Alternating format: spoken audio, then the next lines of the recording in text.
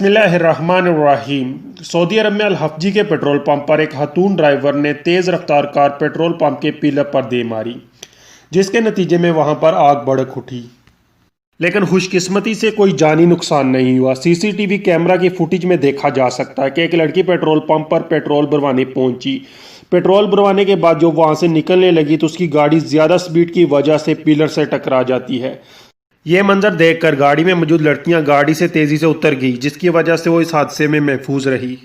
Video social media پر viral ہونے کے بعد لوگوں نے اس کا ذمہ دار لڑکی کو ٹھہرا کر اس پر تنقید کی اور حکومت سے مطالبہ کیا کہ جب تک لڑکیاں ڈرائیونگ میں مہارت نہ حاصل کر لیں ان کو لائسنس نہ ایشو کیا جائے، ورنہ اس طرح کے حادثات ہوتے رہیں گے۔